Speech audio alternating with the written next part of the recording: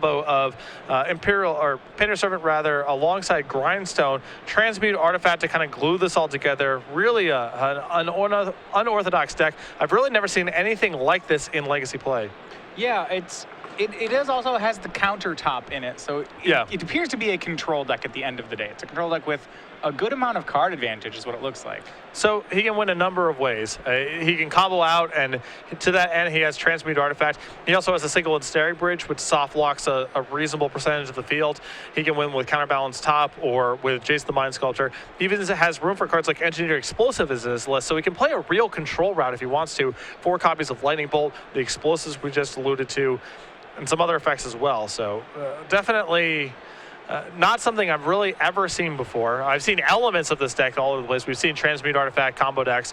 We've seen, of course, Jace the Mind Sculptor, Lightning Bolt control decks. We know all about Imperial Recruiter and Painter Servant, but the mixture of these cards feels like new territory to me. Yeah, over on Kent Ketter side, we have Bug Delver. This is a deck that's somewhat well known here, so it is mostly a stock list of it. He's playing Delver of Secrets, Deathrite Shaman, Tarmogoyf. Does have Tombstalkers in the list to supplement a large amount of hand disruption. So Hymn to Turok, Thoughtseize, Liliana of the Veil. And I think this is going to be a pretty solid matchup for Kent here. The mixture of Clock plus Soft Pressure and Abrupt Decay is very potent against what Jared's trying to put together. Whether it's Counterbalance, whether it's Painter Servant Grindstone, whether it's trying to lock him with Ensnaring Bridge, Abrupt Decay breaks him out of all of this stuff. And with that, we are underway. We'll get to see what Jared's working with here. Kent's going to start the game on a Thoughtseize, and now he'll get to see his opponents on.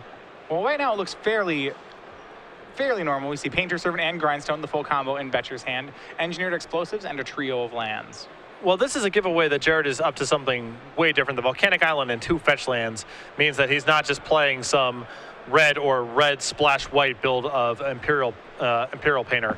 Now, there is only 1 copy of Grindstone in Jared's list. Unknown if Kent rather is aware of this. There is a single Academy Ruin, so he can set that up and get stuff back. But yeah, he can weld it back as well. Yes. Kent goes ahead and takes the Painter Servant right now. And we'll see where Jared goes, draws a land for the turn. So a lot of mana, not too much else at the moment. And it's possible that Tombstalker could play a very big role in this matchup for Kent. Jared's pretty good at gumming up the ground with a couple random stuff, but the Tombstalkers are, of course, comfortably out of Engineered Explosives and Counterbalance range. Yeah, cannot be bolted. It'll force Jared to have basically a Baleful Strix or nothing else. Jace the Mind Sculptor can protect him as well, but this is a matchup where a lot of Jared's defensive elements don't really work against Tombstalker, so you don't see it in a lot of lists, but it could be a big player for Kent in this set of games. All right, well, Jared's going to go ahead and fetch for Island on the first turn. Getting a basic out there to try to dodge any sort of wasteland action that Kent could have. And Kent really likes playing Delver strategies in Legacy. He considers himself to be much more of a standard player, spends a lot of time on that format, but just likes playing kind of the straightforward Delver lists. And the draw for the turn there for Kent was Abrupt Decay, so now he has an Abrupt Decay and a pair of Brainstorms. Going to get to shape his hand into what he needs it to be here. Jared's going to give him time to do it as well, so he doesn't have any pressure yet, but Kent with a lot of cantripping. Yeah. But he would like to find something to do sooner rather than later. The longer the game goes, the more that Jared's going to be able to get his shop set up here. Yeah, Kent, little land heavy, puts 2 lands on top, cracks a fetch land to get a C off the top of the deck, but more importantly, gets that shuffle. He gets to follow this up with a Ponder if he so chooses, so quickly working towards finding a piece of significant action. Depending on the number of fetch lands he has, Kent can actually wait on the Ponder. If he has a pair of fetch lands, he can save 1 for the Brainstorm and 1 for the Ponder to kind of upgrade both of them. Now, I don't know if he has time to do that. He probably doesn't really know what Jared's up to at the moment either. It's interesting because Jared's opening hand implies something that isn't really true about his deck. It just looks like some sort of Painter Grindstone deck, but that's only a really small piece of the puzzle. Only 2 copies of Painter Servant and 1 copy of Grindstone, so Kent may be a little bit misled about exactly what Jared is up to over there. Yeah, Jared is actually a control deck. So Kent's going to go ahead and he has Daze, Land, and Delver on top of the deck. So because there's no fetch land, the Ponder is going to be pretty fair here. If he chooses to draw the Delver, he can flip it as long as he's willing to have Daze there. I wouldn't be surprised to see him draw the Delver, flip it off Daze, but then crack a fetch so he doesn't actually draw the days. And it looks like the line of play that Ken is looking for here is actually to take the Delver and the days and then probably ponder and shuffle his deck. All right, well, we're on to Jared's turn 2. He's going to go ahead and make that grindstone off Volcanic Island, playing around days. And you're absolutely right. There's the draw for Kent. It was Delver of Secrets. He drew the days as well. So right now, the top card of his deck is a land.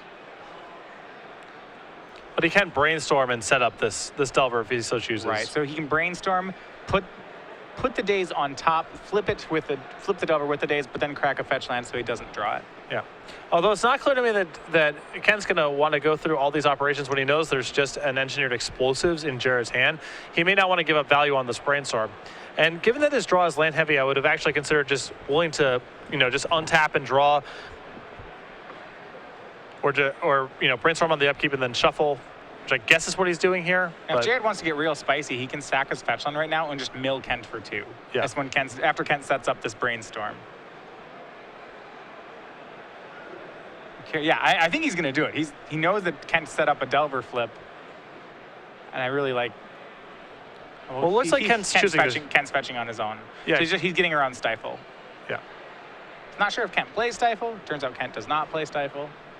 Some of these bug lists do, so nothing wrong with playing around it. So Kent's going to try to blind flip this Delver.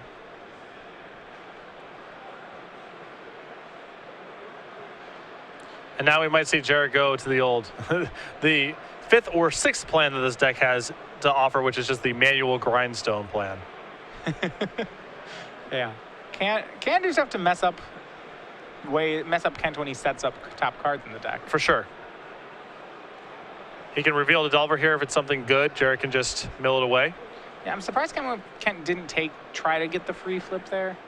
We'll see though. Delver does not flip then, so it'll remain a 1/1. Well, it's not a free flip in the face of the grindstone is the problem. If he sets and just moves to trigger, then Jared's definitely going to go ahead and use that grindstone. He's going to go ahead and ponder. And that's going to get to happen. We'll see he has Force of Will, Tarmogoyf, and Hymn to Turok on top of his deck. Him a card I imagine he would be fine having right now. It seems very good to me right here. I think he's going to want to hold up, for this turn, he wants to hold up Abrupt Decay mana because he doesn't want anything, some 2-mana land, Painter Servant sequence happening. Next turn, he can him and leave up Abrupt Decay. And here you go, Jared messing up Kent's top deck, however. Jared took the Force of Will, hoping to flip off him. Kent did, but now Jared's milling him for 2, and he mills that him and Goyf right off the top of the deck. I think in the face of the grindstone, was it right for Kent to draw that Force of Will? Probably not. I think I would have taken the Tarmogoyf. Or the hymn. Sure. Force of Will seems like the worst of the cards in hand. Kent going to go ahead. He's had enough of the milling. He's going to Abrupt Decay the grindstone. That's going to open the door. Jared has a chance to resolve a counterbalance here. I'm not sure how highly Jared's going to want to value this counterbalance against a deck with Abrupt Decay, but it is another angle of attack. Kent's deck is filled with a lot of really, really cheap cards, obviously.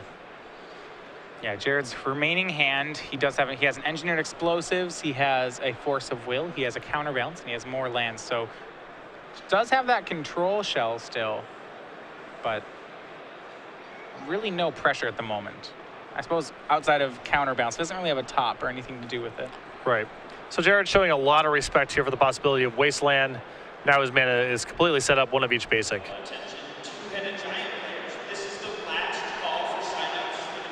Double blue is going to throw out Counterbalance. And that is going to get the Force of Will out of Kent's hand. Jared does not have a way to fight over that, so that's just going to work. But he's exhausted Kent, I believe, out of spells. That last card I think is a land. Yeah. Neither of them have very much going on here. Yeah. Jared checks the top card. It's not a spell. He's going to crack a fetch land rather than draw it, hoping to get some action for the turn. And this is the spot where Jared wants to get the game into. Now, of course, he's still got a long way to go, but he's worked the game into a spot where draws like Imperial Recruiter, Trinket Mage, Jace the Mind Sculptor, Sensei's Divining Top are all very impactful.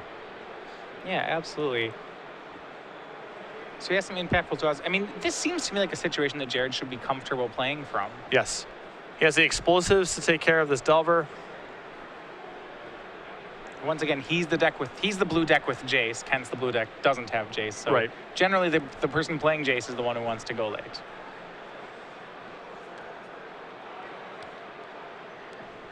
So, slight pause here in Jared's draw step. We'll see. Kent does not play Vendilion Click, so that's not the pause during the draw step. We'll see what we have from here. A Lightning Bolt for Boettcher.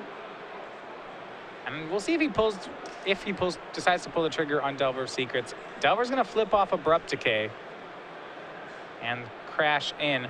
Jared could bolt it. He could also EE for 0 it next turn. He's going to go ahead and bolt it right now. And I like this play more because, you know, Kent could have a Tarmogoyf, and you don't want Lightning Bolt against Tarmogoyf in this spot. Absolutely. And he knows he plays Tarmogoyfs. He's already milled some. More lands for Jared. He does now have enough plans to hard cast that Force of Will in his hand. Kent here with a Wasteland. Elects not to use it. I think it's still worth using the Wasteland in this spot. Maybe he's saving it in the event that Jared plays something like Academy Ruins or a Creeping Tar Pit, even just some land that does something. I'm surprised to see Jared fetch out a land here. He does play Brainstorms in his deck, but he's leaving himself without fetches. Yeah. This feels a little preemptive to me. I understand you want to thin your deck out a little bit, but yeah, Brainstorm is just such a huge draw here.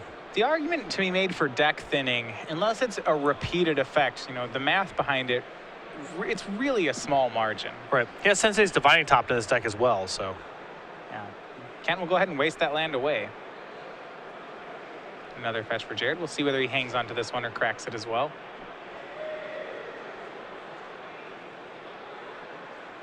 And Deathrite Shaman is the draw for Ketter. Jared's in a spot where this is almost Force of Will worthy. His life total is fairly low. He doesn't have a lot going on, but he's going to let it resolve. Probably makes sense too. Kent with some really threatening draws in his deck, so. Yeah, and a one-of here. Jared drew Ensnaring Bridge for the turn.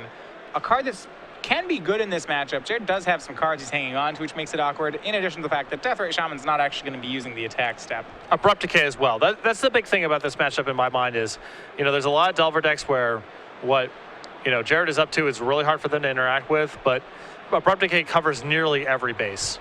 So another main phase fetch here. I'm wondering if he's playing around something. Still might respect Stifle. I think he also wants to be able to hard cast Force of Will and not worry about days. Okay. Not worry about Stifle into days, maybe? Something along those lines, yeah. Again, still feels preempted to me to be sacking the fetch lands this way, but when you're so close to almost just hard casting, you know that you're going to end up hard casting Force of Will anyway, probably the next turn or two. It makes sense to just sack the fetch lands now. Yeah, he plays Engineered Explosives on 1, and he's going to go ahead and not crack it right away. So that means Kent's going to get an activation of this Deathrite Shaman. Yeah. Kent goes ahead and him to Turox. Jared hard counters with a Force of Will, which means that there'll be Deathrite Shaman will get to live through this turn, but Jared will probably kill it on. Well, we're not sure if he'll kill it on his own turn. He didn't kill it main phase last time. And actually now the EE gets Abrupt Decay, which is a much worse situation for Jared. Yeah. Divining Top, though, a huge draw for Jared. Because, you know, if he finds a Bolt, he has all the time in the world. If he finds a Jace, he's ahead. And we'll see if he can find a shuffle, though. Force of Will, Brainstorm, Counterbalance. Counterbalance good here, but Deathrite's already doing some work. And this is kind of situation I'm talking about with that fetch land. You know, he has a top in play, a Brainstorm on the top of his deck, but he doesn't have any resets right now. Well, it would have. This would have come to a head anyway because he cast Engineer Explosives for 1 and hard cast a Force of Will. So those fetch lands would have ended up getting sacrificed given how Jared played. I still agree with you in principle that he would have been better served holding on to them, but I don't think it really is costing him very much right now. Jay's going to go ahead and cast, pop the top to cast Counterbalance. He's going to redraw it next turn. See Kent, he's going to start going to work with Deathrite Shaman. And I would imagine at this point, plenty of spells in both players' graveyards for Kent to win the game just with this Deathrite Shaman. And Jared now down to 11. Going to keep working away 2 at a time. But Jared has all but assembled countertop here. And Kent has used a fair number of Abrupt Decays also throughout this game, so not left with a lot of answers to that card. Wasteland will take care of an Underground Sea. And Kent will just pass the turn back. Jared appears to have gotten control of the game here. The question is, well, as soon as if he can get rid of that Deathrite Shaman, that's the last piece of the puzzle. Yeah. Brainstorm, Force of Will, Imperial Recruiter. At the very least, Recruiter will let him shuffle his deck. Well, Imperial Recruiter allows him to get Goblin Welder, and Grindstone Painter Servant is in the graveyard. So that's a path to victory that's, I would imagine, faster than Kent's ability to win with just this Deathrite Shaman. Yeah. Slightly problematic is the fact that Deathrite Shaman can go ahead and get rid of Painter Servant. That's true, yes. But what I like about it is it allows Jared to turn his Ensnaring Bridge into something useful. Right, because right now it's providing no defense. And he'll go ahead and spin top. And we'll see what Jared's doing from here. Getting a shuffle here is critical too, because he can even find like Lightning Bolt this turn and be fine. Right, gonna go for Imperial Recruiter. Yeah, shuffle is huge. And you have to think he's going to recruit a Goblin Welder, would be my guess. Nothing else here is too impactful. Well, he can go get Painter Servant and then weld. He still needs the Welder in that sequence too. Yeah. He may get another Recruiter along the way. He plays 2 if he just feels like he has time to get free 1/1s. I don't think he does. I think he's too under the gun here. If he really wants to find a Lightning Bolt, he could have gotten Recruiter, spun top, next turn play, to get another free shuffle to try to look for one. Yeah. He's going to go straight for the Welder, and I like that play. Me too. It's a little awkward with the Deathrite Shaman in play, but he can cast the Welder, start doing some tricks, and also gets a free shuffle here. And it may force Kent to use a Deathrite activation instead of draining Jared to gain 2 life, getting the Painter Servant out of the graveyard. We'll see Boettcher right now with the Goblin Welder into play. We'll see what's gone for, whether he's going to get a spell or get that Painter Servant, and Kent wastes no time in removing Painter Servant from Jared's yard. So even that represents a pretty big win for Jared. That's 2 damage he saved, if nothing else. Yeah, 2 cards in Kent's hand, a second Deathrite Shaman and a Delver of Secrets. Just locked out by this top and counterbalance currently. Yeah, countertop seems to be the story of this game. We'll see if there's a 1 on top. It's a 5. And no, he does not have a 1, but you always have a 1 when you have countertop, and that's the top itself. And I think Jared may be close to assembling the kill here. He has a Transmute Artifact in his top 3. That allows him to go get a Painter Servant. He can weld the Grindstone back in. Yeah, that should do it. I don't know if he has enough mana to do it all in 1 turn. I think he has to It's over the course of several turns. He can't do it immediately, but the pieces are all there. Exactly. Let's see what he chooses to draw here, putting the cards back. He does have to be, well, only a little careful about this one. He gets 1 of the cards next turn. Yeah, he'll go ahead and pop the top. This is where it could get Abrupt Decay if Kent had one, but he does not.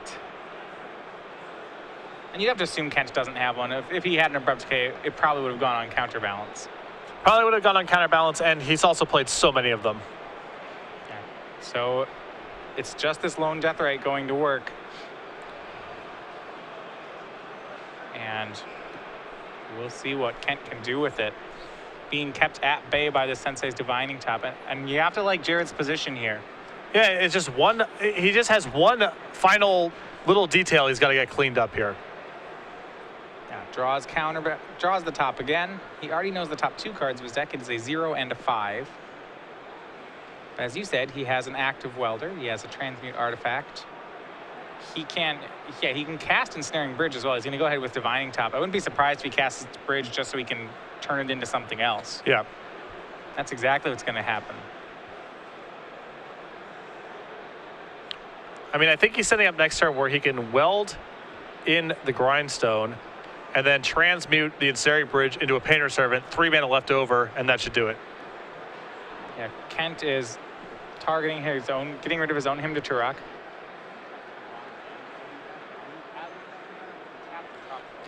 An Abrupt Decay off the top here for Kent, and might give him some reprieve here, although very challenging to navigate a removal spell in the face of an active Welder. Yeah, well, Welder gives a lot of inevitability. Welder gets to exchange, I believe Welder multi-target. Is it target player, or does it target both artifacts? It says exchange. Okay, so if there was a target, you can still Deathrite in response then. I believe that is the case. But exchange has like awkward implications. What I'm wondering is, so say I want to exchange for my Painter Servant, and you remove my Painter Servant in response. Do I lose the activation, or can I switch it for something else? I think exchange literally has to happen between the two cards in question. Okay, so it's a double target. But again, it's one of those cards where it's like potentially it's been errata to target. I'm not exactly sure the Oracle language on it, but I do know that trying to use removal spells against an active welder is fraught with peril. All right, he's going to try to weld this Grindstone out of an Ensnaring Bridge. Deathrite Shaman can exile a lot of things, but it can't just exile an artifact. And this does look like he's announcing there's an opportunity for a response here. Yeah, Grindstone now in play. And the Transmute artifact should be able to get there. Well, Ken has drawn Abrupt Decay, so if Jared just goes for it here, it becomes awkward. Yeah, and I suppose with countertop in play, there's no real reason for Jared to have to go for it right now. Well, the reason he may have to go for it is, he's at 7 life. The Deathrite Shaman's still in play. This is an issue. Right.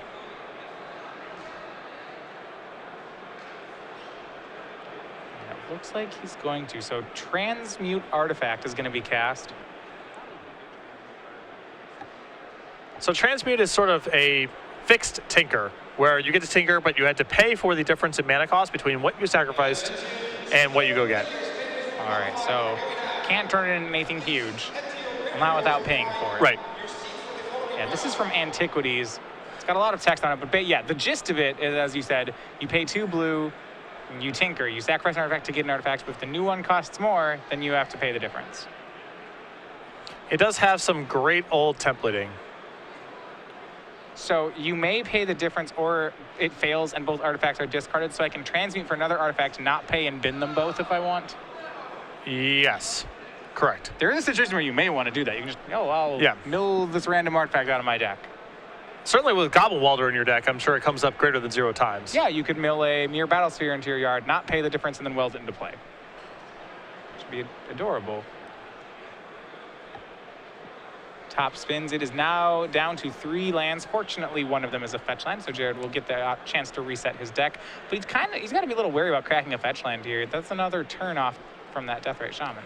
It's possible that he ends up grindstoning himself and then topping again. Absolutely. This is one of those games in Jared's spot where it's frustrating because you have all the pieces and an overwhelming board, and you might just not be able to answer this one random card that Ken has. And Deathrite is going to put Jared down to 5. This is an end step play. So remember that Jared is kind of always at 2 life less. Jared can't pass the turn at 3 or he'll be dead. So he's got 2 more turns. We'll see. Ken's just sitting on this Abrupt Decay. I think he just wants to use it as insurance for as long as he possibly can. And I believe he has just drawn a Scavenging Ooze. Now, big question if this can even resolve in the face of the counterbalance Divining Top, but this is something that breaks up a lot of graveyard shenanigans. Yeah, it's a pretty big draw if it can land. Kent may want to Abrupt Decay the counterbalance before going for Scavenging Ooze even.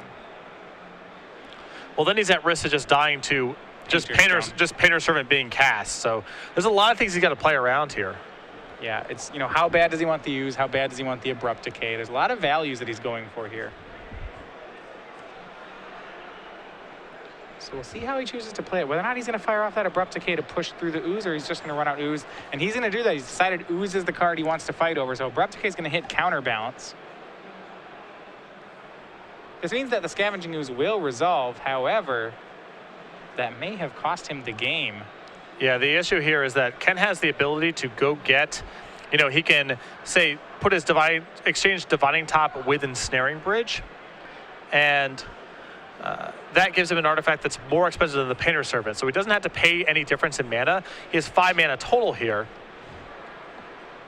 And so he can transmute the bridge into a Painter Servant. I appreciate Ken trying to take a pretty aggressive line here because the ooze seems like it's a ton of protection, but the transmute artifact might just end up killing him here. I mean, to be fair, that's one of the advantages of playing a deck like Jared's playing. You can't blame Kent too much for, oh man, you didn't play around the transmute artifact. Right. He knows that if Jared's playing another Imperial Recruiter, that he would lose to that. And he's going to go ahead and weld. He's going to draw a card, attempt to draw a card with top. Then he's going to weld the top into an Ensnaring Bridge. This is one of those tricks you can do to get extra cards with your Divining Top. Yeah. I saw Jared have 2 Divining Tops in play and was just welding them back and forth for value. The Divining Top does not go on top of your deck as a cost, so it's just activate and then it resolves. So you can activate your Divining Top and then do something in response to it, like what you just saw, where you weld and then the draw a card thing is just sort of still floating on the stack. You get to draw a freebie. Yeah, we see Jared's going to get to untap here now.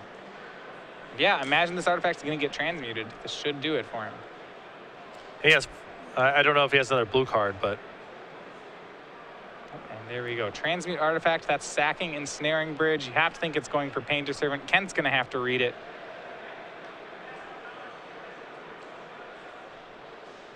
But yeah, basically this is Tinker sort of the fairway. But Tinker sort of the fairway is still plenty powerful. Sure, yeah. Kent asks for the Oracle wording on Transmute Artifact. As you can see, it's still a paragraph there in the Oracle. Yeah. Rules, as is a lot of cards in Antiquities. It was not a set with a lot of brevity.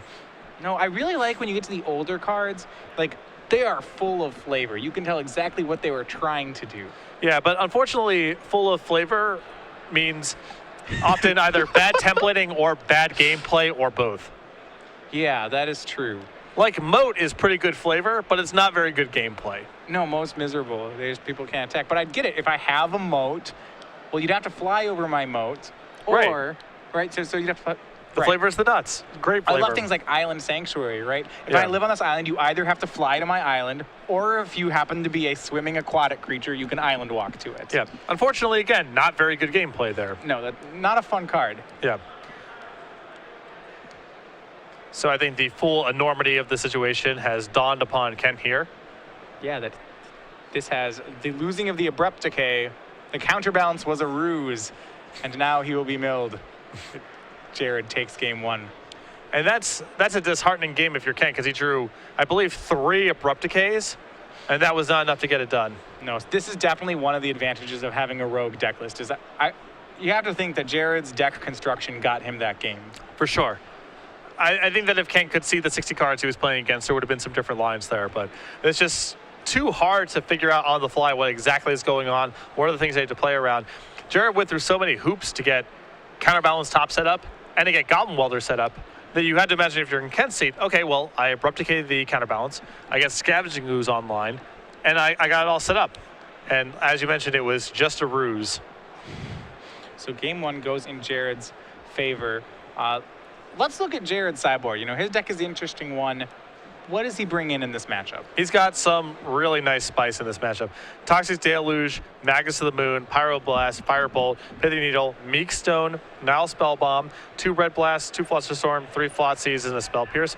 I think the Toxic Deluge does a lot of work here. I think Magus of the Moon is fine. As you saw, Jared can function fine just by fetching for basics and kind of doing it that way. He's also base red, so I think he can bring in Magus and potentially just steal this game from Ken. I think he's likely to bring in the Firebolt as well, because Deathrite Shaman seems particularly annoying for his deck to play against. He can't block it. He's playing cards like Ensnaring Bridge and Baleful Strix to try to gum up the ground. Those don't work against Deathrite, of course. And Jared is using his graveyard as a resource. Deathrite caused some minor problems that game as far as that stuff was concerned. So I think at the minimum, you're going to see that stuff come in. Yeah, that seems to be one of the advantages of Jared's deck, because he's playing this control deck, but because he has this Imperial Recruiter engine, he can do stuff like 1 Magus of the Moon on the board to get, you know, greedy mana bases like that Ketter's playing. Yeah. On Ken's side of the board, the one question is, you know, how much artifact removal does he have? It's hard because he's playing against an artifact deck, but it's also a control deck. Looking at the cards that he has, he He does have a surgical extraction. This is actually a matchup where maybe you could use a surgical extraction to good value. Jared does utilize the graveyard, though only minorly, so I'm not sure if he'll use that. He has a Croson grip. I imagine that will come in. All of your artifact removal seems to be great. Other things that he has, 2 Vendilion Click. I generally like Vendilion Click against these combo decks, and I like it against control decks. So I would be inclined to use that if I'm Kent. But that to me seems about most of the things that he'll board in. He has a Pithing Needle also, which is good against it's good against Grindstone at the very least. Sensei's Divining Top, Goblin Welder, plenty of targets for a Pithing Needle. So yeah, I think that'll come in for sure. But yeah, this is an odd deck here. And Jared, it felt like there was a lot of misdirection that occurred in that game, where Kent thought that the game was about a certain thing and then about a different thing, and then it turned out the game was in fact about a third thing. Pretty impressive stuff here. Yeah, I can't imagine Kent was expecting a counterbalance, certainly when it came down. Originally, at the beginning, it looked like Jared was just some sort of mud-style combo deck. Maybe not painter, because he had multiple colors, so maybe he was like some artifact deck. I mean, his opening hand was Grindstone, Painter Servant, Engineer Explosives, and 3 lands. Right. So, there's not a whole lot to imply that, Jace the Mind Sculptor, Counterbalance are all part of this package as well. Yeah, based off the lands, I would have put Jared on a Tezzeret deck of some sort were I playing against him. Right. Which, as we know, there are no Tezzerets in his 75. See Cedric Phillips here floating around in the background.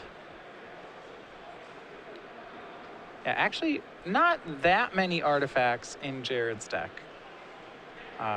He has a fair number, but it's not, a full-on artifact deck. Yeah, it's almost incidental. Yeah, not enough to play cards like Tezzeret, I would suppose, or, Metal Worker or something like that. Right, I mean, for a deck that features Goblin Welder and Trinket Mage, the deck is surprisingly light on artifacts. Yeah, like you said, kind of the debut in Legacy for Dak Faden. It's just a one-of in his deck. Yeah. But that card... A fun of. Yeah, new out of Conspiracy. Certainly, I would say powerful enough for Legacy. It's very efficient at what it does. The question is whether it's relevant enough. Yeah. But if you're gonna go through the effort of putting this much spice in the deck, then you got to find room for a Dak Faden too. Yeah, absolutely. So Kent is on the play of this game. He has brought in the Pithing Needle. We see he has a Daze, Abrupt Decay, and lands. So he has some control elements, but he has no card selection and no threat. So it's a risky keep. I think this is a hand that Kent needs to send back. I don't know what kind of draw he's hoping to beat with a hand like this. Of course, he has draw steps, he can find a threat, but his hand needs action and it's land heavy, so he needs cantrips. It's just hard to draw all that in time. I agree that I think you want to throw it. There's some danger because the cards will look good in the matchup, but I think if you're Kent, you have to remember that you're the aggro deck here. If if you're playing against a control deck, you don't want to keep a hand of all removal. The control deck is more than happy to play that game with you. Right. Sometimes it's not about, are the cards in my hand fine, but rather, is this a hand that leads to a winning game plan? I think Kent's hand fails that test. We'll see if he can get a threat and draw into the hand that he wants. He starts on Misty Rainforest, Jared fetching as well. You see Jared with a Spell Pierce in hand. So kind of both players are gearing up for the control game. Now, there are some high impact draws that Kent has. Specifically, Brainstorm and Ponder could take this hand to an A+. So it's not a totally risky keep because there are some draws from here that give Kent a spectacular hand, but he needs to find one of those cards probably in the next turn or two to have a real shot of winning this game. So despite having a Spell Pierce in hand, Jared's going to take turn 1. He's going to fetch for a basic mountain. It was a Bloodstained Mire, so he wasn't able to go get the basic island off it. He's going to try for a turn 1 Divining Top, and Kent will have none of that. He does have the Daze. Anytime your opponent leads off turn 1, do nothing on the play, turn 2, daze you feel pretty good. Most likely he's going to follow up next turn with nothing, and then it's almost like you're on the play in some respects. Yeah, it's a real sign to how good Sensei's Divining Top is for these style decks. You're willing to set yourself back an entire land drop for the whole game just to stop your opponent from having one. Does it all.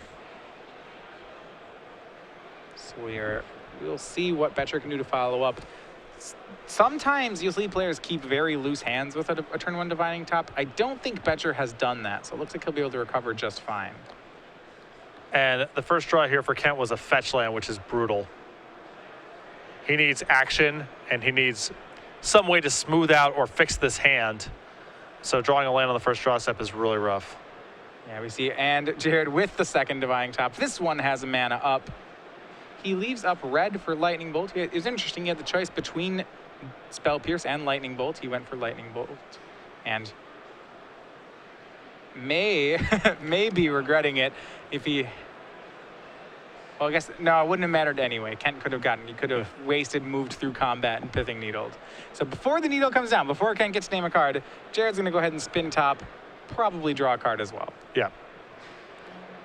Back at, if he can't blow up the Pithing Needle, with the Sensei's Divine Top back in his hand, at least somewhere down the line, he may be able to brainstorm, put the dead top back, and then shuffle his deck.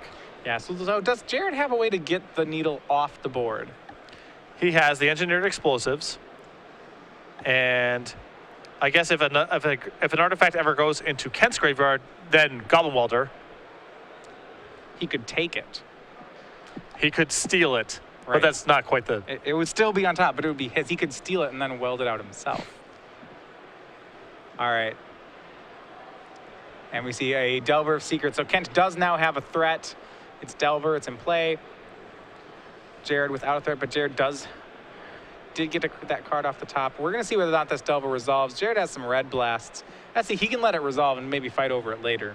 Yeah, he's in no rush. He also has a Baleful Strix in his hand, too, so no rush to answer this with a Pyroblast or a Lightning Bolt. It seems like such a great spot for Boettcher to be playing from. Yes. You see Abrupt Decay and Force of Will hiding in Kent's hand. Jared's going to double crack some fetch lands. Looks like he's going to go for that Baleful Strix you mentioned. And I would imagine he's going to go off all basics here. For sure. As you see him shuffle through his deck there, you saw the Magus of the Moon. He's brought that in. And talk about another potential ruse in this game if Kent drops his shields down thinking the fight's over something else, and then Magus of the Moon comes down. I mean, he is fully locked by that card. Jared's deck is almost designed as kind of like this gotcha brew. Yeah. Like, there's so many ways that if you don't know his deck list, he can just angle shoot you in this deck. Right. It's like, oh, well, we were playing this game about artifacts, and then I countertopped you game one. And then game two, you played against a control deck, so I dropped Magus of the Moon. Right. It's like, it's really hard to figure out how to fight it. You see Jared, now that he has his 2 mana up, he's going to go ahead and Pyroblast away the Delver of Secrets. Yeah, that way he plays around Spell Pierce, and he's not willing to tap out for this Baleful Strix because Daze is quickly becoming a dead card, and he's not under any pressure, so he has the luxury of just waiting. Yeah, Kent going to find some more action. He gets to ponder with an untapped fetch land. This can get him a card of his choice, and he doesn't even have to keep the other ones. You see another Abrupt Decay, a Wasteland, which that's not going to be any good, and a Thoughtseize. But at least 2 of those cards I'm sure he's in the market for here. Yeah, Abrupt Decay seems like something he just kind of always wants in the matchup, and Thoughtseize, I would be really happy to have Thoughtseize in Kent's situation because of how unknown Jared's deck is. I would love to see his hand at any point. Especially the way this game is shaping up, too. There's a lot of weird stuff going on. Yeah, I don't know. If I'm Kent, I don't really know how Jared plans to win. You know, like, is he going to drop a Jace? Is he going to transmute that top into something else? Right. You know, there's so many things that Jared could be doing. You just don't know which ones they are. Interestingly enough, here's something I was wondering. If he transmutes the artifact, so, and then this is going to put a rules thing to the test. Is the extra mana an additional cost, or do you pay it as it resolves? I think you pay it as part of the resolution. So if I want to tap out to transmute an artifact, you probably can't daze it. You can't, like, if I'm going +2 with it, I'm transmuting it into something bigger, it can play around daze. Yes. Okay. That's one of those weird things that only old cards can do. Because I think transmute just happens on resolution. But again, I'm not going to sit here and claim that I have 100% knowledge of the templating of transmute artifact because what's written on the card is not that informative. Right. We will see. All right. We'll see here. Jared finally gets his own threat on the board. This is going to be Baleful Strix. Really just doing a control strategy. He's buying time here. And a draw. Now he has Goblin Welder. That's going to be the first real action card that he's going to play. And we'll see if Kent can get a threat of his own. Draws for the turn. He has plenty of answers, but still no threat. He's going to get to see what Jared's about. He has Thoughtseize. And I think this is going to just prompt a brainstorm here from Jared. It's going to further obscure things just by hiding the relevant cards. Yep. And you are absolutely right. Going to hide the good cards. See, the thing here is that I think Jared was considering dropping his hand on the table, but because the best card in his hand right now is that Brainstorm, he might as well cast the Brainstorm. Sure. Jared draws Painter's Servant, a fetch land, and Seat of the Synod, which is the blue land that's an artifact land. That's a Trinket Mage target, and this also, of course, interacts very nicely with Goblin Welter. Yeah, if he gets an artifact in the yard, he can start trading Baleful Strix into play. I mean, these are things that Welder can do. I can't imagine Kent will let Boettcher ever have a Welder. No, but his, there's only so many Abrupt Decays to go around, right? And they're pretty taxed. Spell Pierce, Painter's Servant, 2 lands. Boettcher gets that Painter's Servant in the yard, knowing he has a Welder on top. Probably not too disappointed with how this is playing. No, this is fine. It's not great for Jared that Kent found something meaningful. I'm sure Jared would have liked to hold on to that Brainstorm a little bit longer, but all things considered, this is fine. The way this game is shaping up is exactly how Jared wants it. Yeah, despite the fact that Painter's Servant is a combo piece, Jared's not really a combo deck. He really seems to be more of a control deck with a combo finish. Right. So in that situation, when this reminds me more of like a countertop deck when they would have the Rest in Peace Helm combo in it. It seems like it's playing similar to that, where if they took your Helm, you wouldn't really care. You wouldn't fight over it. Yeah. Except Jared's deck has, 6 different Helm, 6 different Helm combos. Rest in Peace kind of action going on here. Abrupt Decay will take care of the Goblin Welder. Kent with 1 more Abrupt Decay and a Force of Will in hand, which he's almost ready to hard cast. But without any pressure, he doesn't even know about Jace being an element of Jared's deck too. Right. Yeah, not to mention Jared has a Spell Pierce in hand, so that Force of Will probably will never get hard cast. And Wasteland the draw for Kent. I'm interested. So yeah, he's gonna go ahead and waste here. There's a question as to whether or not he was just gonna hold on to it, but goes ahead and wastes Jared down on mana again. And both players just kind of having some parity back and forth. Jared hitting once a turn with this Baleful Strix. And Jared's trying to bolt here too. I mean, it's not inconceivable the game could come down to damage, Yeah, he does play 4 Lightning Bolts. And Ponder for Boettcher finds Brainstorm, Abrupt Decay, and Daze. It seems like an excellent Ponder here. I imagine we'll see Kent keep the top 2 cards and then crack away before the Daze. Yes. First things first, he's going to go ahead. He got the Brainstorm with the Ponder. Still doesn't answer the question here of when is Kent going to get something onto the board. Right. Yeah, he doesn't have anything on the board yet. Thanks to that fetch land and Brainstorm that he has, I do think he will be able to see enough cards to get something on. But as of now, he doesn't have it. And I believe Jared has found Jace the Mind Sculptor this turn. And you can see Baleful Strix just continuing those attacks. It has Kent Ketter down to 12 life. Over on the left there, the card from both commander sets. And Jace the Mind Sculptor is, the 4th rope-a-dope of this match. Right. So in case you dodge the grindstone kill, or the countertop, or the surprise Magus of the Moon, he could just Jace you. Yeah.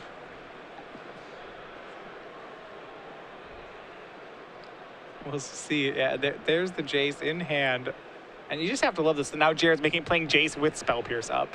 Yeah. And how good is this right now? It's out. Yeah, he's gonna try to Brainstorm here. He's gonna have to Brainstorm into a blue card. He does have enough to force. If he draws a blue card, he can force and pay for Spell Pierce. Well, I believe that he has the Daze that he knows about in the top 3. All right, so he can do that. When he cracks the land, he's gonna have to shuffle away 2 cards. So it looks like he has to get rid of an Abrupt Decay to pull off this play. That's something he can't be that happy about. Yeah. So even though this won't resolve, damage will be done. He's gonna force it. If you're Jared, yeah, Jared's gonna use the Spell Pierce. Just make him pay. Kind of a heads-up play for Jared. I like that he tapped him out with that there. Yeah. He did get, although it doesn't look like he got value, he got Kent to shuffle away in Abrupt Decay. Right. And a Wasteland isn't horrible for Kent here either. No, Wasteland's not terrible. Better than probably the average draw.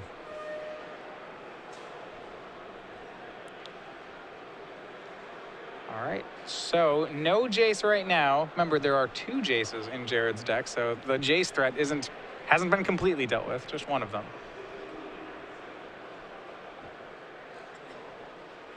And now we might see basically the 7th plan of Jared's deck take hold here, which is just winning with beatdowns. Now, that's probably off the table now that this Lightning Bolt is gone, but still. Yeah, Kent hymns away the Bolt, hangs on to an Abrupt Decay. So empty hand versus, Baleful Strix on an empty hand versus an Abrupt Decay. Jared's gonna try to break the stalemate. Brainstorm's gonna be his first step in doing it. He draws Lightning Bolt, Engineered Explosives. Well, Man, if he didn't lose that Bolt last turn, this could have... You can't Abrupt Decay a Lightning Bolt.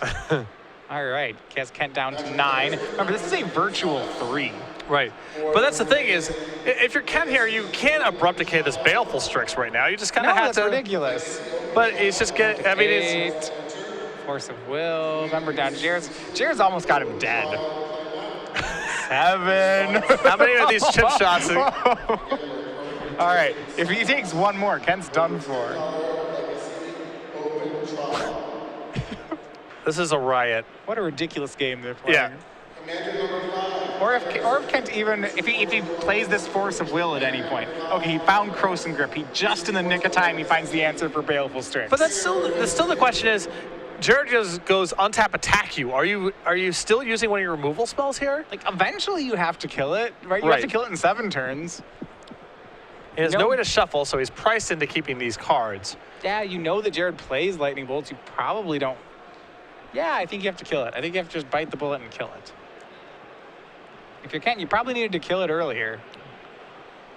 I wonder if this is the first game of the tournament that Jared's won by beatdowns. Maybe. Yeah, I guess none of his creatures have power greater than 1. Excuse you, Trinket Mage. Oh, wow. Trinket Mage. He's got the Gray Ogre. My mistake. He does Don't have underestimate one Jared Mage. Boettcher's beatdowns. And he's going to go for him to Turok. And Jared's got him. So Lightning Bolts him down to 4. And here's the real cincher. Lightning Bolt you down to 1. He has to Force of Will this, which is all sorts of horrible. A horrible allocation of resources here for Kent. I can't say, hold on, do not discard that second card yet. This second Lightning Bolt's on the stack. This is devastating. I mean, having to use that Force and Spell Pierce that way. So he's down to 1 card in hand. At 3, now down to 2. Well, there's only 1 bolt left in Jared's hand, but you have to worry about things like Painter Servant Beatdown at this point. Jared goes for the Jace, it gets Spell Pierced.